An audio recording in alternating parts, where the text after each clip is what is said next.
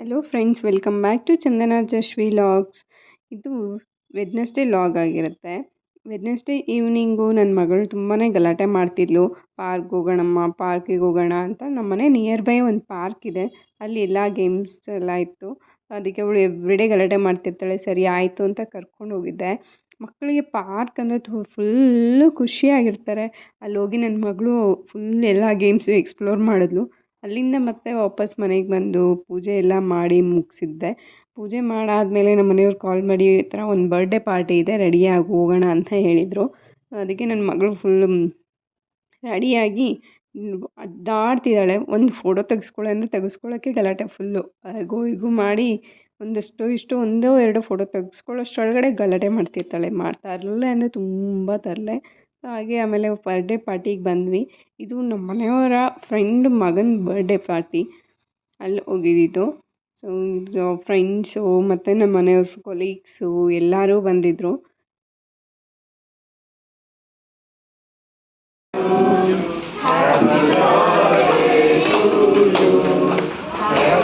Side ಹೋಗಮ್ಮ.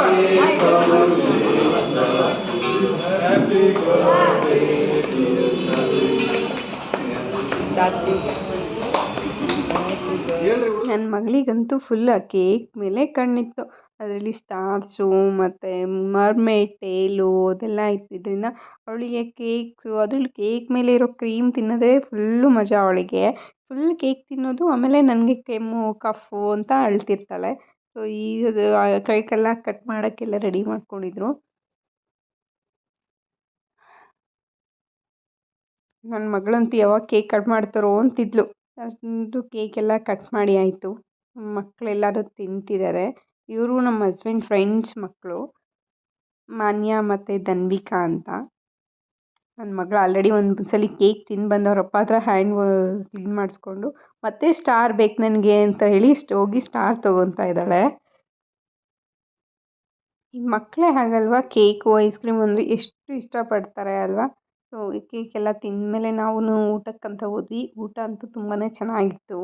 So puri ಮತ್ತು dry jamun, carrot halwa ಮತ್ತು ಬೇಬಿಕಾರ್ನ್ ಮಂಚೂರಿ, ಹೀಗೆ ಇನ್ನೂ ಬೇರೆ ರೈಸೆಲ್ಲ ಐಟಮ್ ಮಾಡಿದರು. ಎಲ್ಲ ಐಟಮ್ಸ್ ತುಂಬ ಚೆನ್ನಾಗಿತ್ತು. ಎಲ್ಲ ಮುಗಿಸ್ಕೊಂಡು ನಾವು ಮನೆಗೆ ಬಂದ್ವಿ. ಸೊ ಇವತ್ತಿನ ವ್ಲಾಗ್ ಇದಾಗಿರುತ್ತೆ. ನಿಮಗೆ ಈ ವಿಡಿಯೋ ಇಷ್ಟ ಆಗಿದೆ ಪ್ಲೀಸ್ ಲೈಕ್ ಮಾಡಿ, ಶೇರ್ ಮಾಡಿ. Thank you.